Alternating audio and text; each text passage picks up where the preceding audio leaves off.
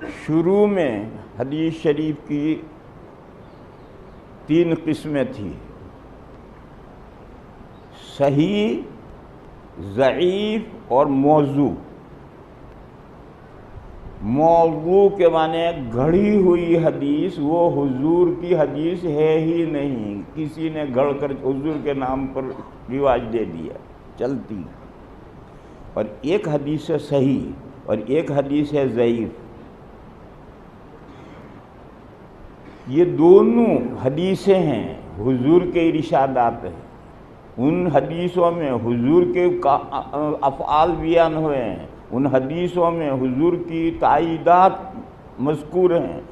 صحیح بھی حدیث ہے اور ضعیف بھی حدیث ہے، اور صحیح اور ضعیف بنتی ہے حضور سے لے کر کے نیچے تک، امام بخاری تک، امام مسلم تک، امام ترمذی تک، امام ابو داؤد تک کی جو سند ہے، اس سند کے جو راوی ہیں، اگر سب راوی اعلیٰ درجے کے ہیں تو وہ حدیث صحیح کہلاتی ہے۔ اور اگر اس راویوں کے سلسلے میں کوئی ایک راوی بھی تھوڑا کمزور ہے تو وہ حدیث ضعیف کہلاتی ہے۔ صحیح اور ضعیف کا اتنا ہی مطلب ہوتا ہے، حدیث صحیح ضعیف نہیں ہوتی۔ حدیث کی جو سند ہے وہ سند صحیح ہے یا ضعیف ہے، اور صحیح حدیث بھی حدیث ہے اور ضعیف حدیث بھی حدیث ہے۔ اور سب سے پہلے مسئلے میں صحیح حدیث دیکھی جاتی ہے۔ اگر صحیح حدیث ہے تو اس سے مسائل ثابت کیے جاتے ہیں، اور اگر کسی مسئلے میں صحیح اور ضعیف 2 حدیثیں ہیں تو ضعیف کو نہیں لیں گے، صحیح کو لیں گے۔ اور اگر کسی مسئلے میں صرف ضعیف حدیث ہے تو تمام امت ضعیف حدیث سے مسائل ثابت کرتی ہے۔ کب؟ ضعیف بھی 2 درجے کی ہیں۔ ایک ضعیف وہ ہے جس کا ضعف یعنی کمزوری محتمل ہے، قابل برداشت ہے، اس کو سر پہ اٹھایا جا سکتا ہے۔ اور ایک ہے ضعیف جدہ، بہت زیادہ کمزور۔ تو اگر ہلکی ضعیف ہے تو اس ہلکی ضعیف حدیث سے مسائل میں استدلال کیا جاتا ہے، اور اگر بے حد ضعیف ہے تو اس سے فضائل اعمال میں ان کا اعتبار کیا جاتا ہے، مسائل میں استدلال نہیں کیا جاتا۔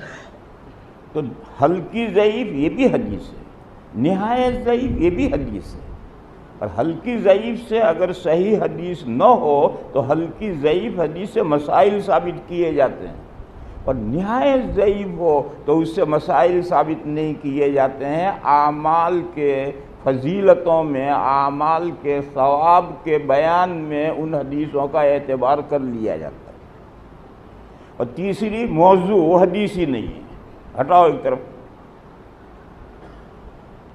جب حدیث کی کتابیں لکھی گئیں، جب حدیث کی کتابیں لکھی گئی، اس وقت جو کتابیں ہیں اور مدرسوں میں پڑھائی جاتی ہیں، بخاری، مسلم، ترمذی، ابو داؤد، نسائی، ابن ماجہ، دارمی، مسند احمد، جتنی کتابیں اس وقت پڑھائی جاتی ہیں، ان تمام کتابوں میں صحیح اور ضعیف حدیثیں ایک ساتھ لی گئی ہیں۔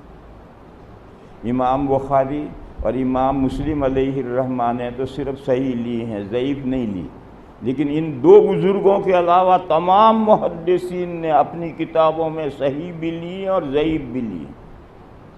کیوں؟ ضرورت پڑتی ہے اس وقت ان ضعیف حدیثوں سے بھی مسائل میں استدلال کیا جاتا ہے۔ اور موضوع گھڑی ہوئی حدیثیں، ان کو الگ کر دیا، الگ موضوعات کی کتابیں، وہ حدیثیں ہی نہیں۔ تو 1200 سال تک، تیسری صدی ہجری میں حدیث شریف کی تدوین مکمل ہوئی۔ اس تیسری صدی ہجری سے آج 14ویں صدی آ گئی، 1200 سال ہو گئے۔ 1200 سال سے ضعیف حدیثیں صحیح حدیثوں کی کتابوں ہی میں درج کی گئی ہیں، اور وہاں امتیاز کر دیا ہے کتابوں کے یہ صحیح ہے، یہ ضعیف ہے، باقی لی گئی سب وہی۔ 14ویں صدی کے آخر میں 14ویں صدی کے آخر میں ایک غیر مقلد سڑا ہوا شیخ پیدا ہوا. یہ لفظ بے خبری میں نہیں بول رہا، بہت سوچ کر بول رہا. 14ویں صدی کے آخر میں غیر مقلدین میں ایک سڑا ہوا شیخ پیدا ہوا. اس کا نام ہے شیخ ناصر الدین البانی. یہ غیر مقلدین کا ایک شیخ ہے اور سڑا ہوا ہے. اس نے ایک ایسا کام انجام دیا کہ ایک بڑی امت کو گمراہ کر کے رکھ دیا. اور اتنی سخت گمراہی اس بندے نے پھیلائی ہے کہ 200 سال ہم محنتیں کریں گے تو بھی اس کی گمراہی دور ہونا مشکل ہے. کیا کام کیا اس نے؟ یہ جو حدیث کی کتابیں تھیں جن میں صحیح اور ضعیف حدیثیں ایک ساتھ تھیں، اس نے چن چن کر یہاں سے ضعیف حدیثیں نکالی اور نکال کر وہ جو موضوعات کی کتابیں تھیں اس میں شامل کر دی.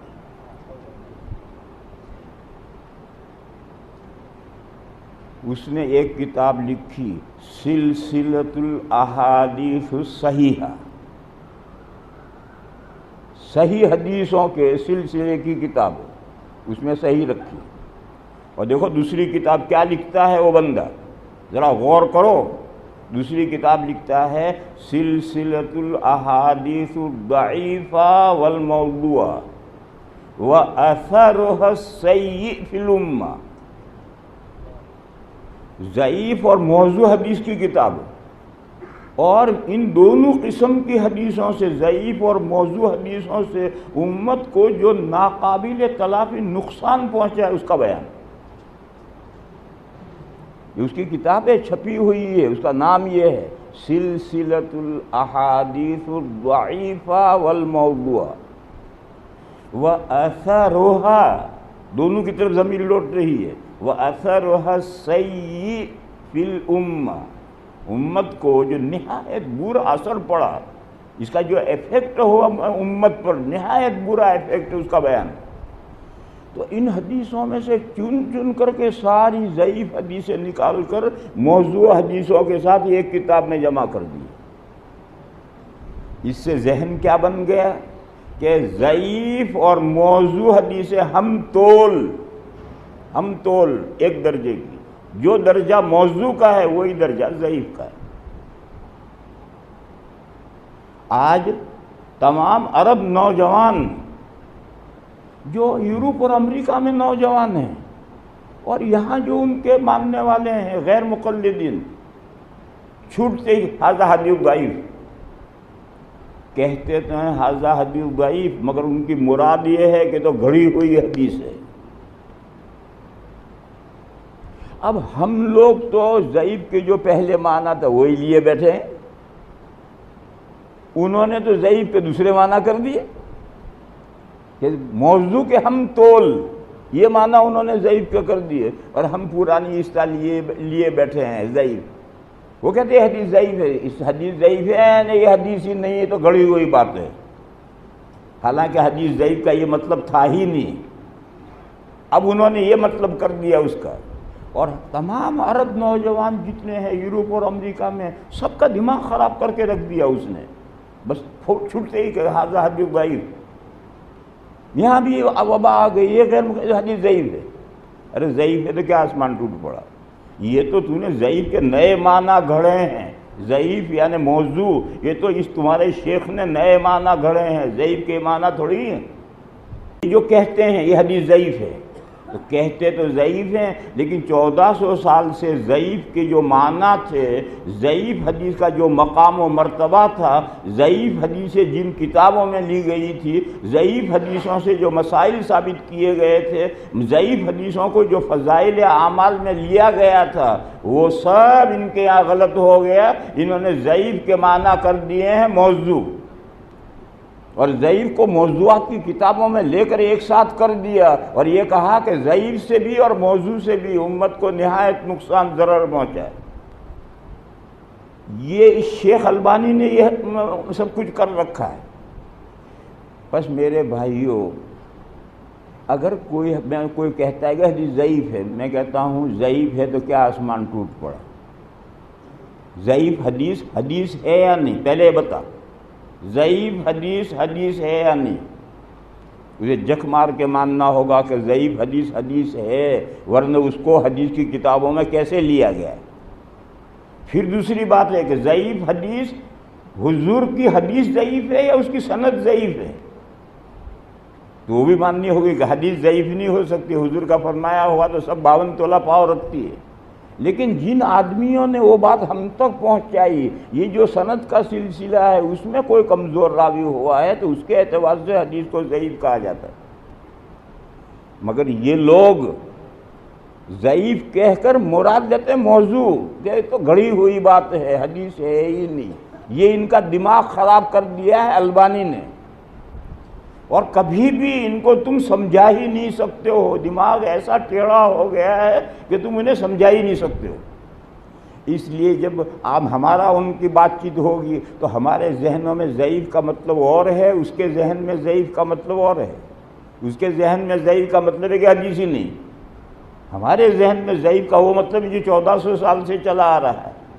اور یہ بات میری ایک کتاب ہے دین کی بنیادیں اور تقلید کی ضرورت، اس میں یہ بات ساری لکھی ہے میں نے کہ یہ البانی نے لوگوں کا ذہن یہ خراب کیا ہے۔ یہاں سنو، یہ لوگ کہیں گے البانی بہت بڑا آدمی تھا، اللہ میاں کا چھوٹا بھائی تھا۔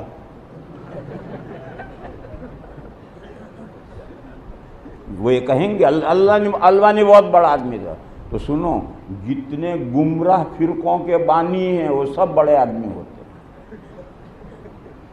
اور سب سے بڑا تو شیطان ہے،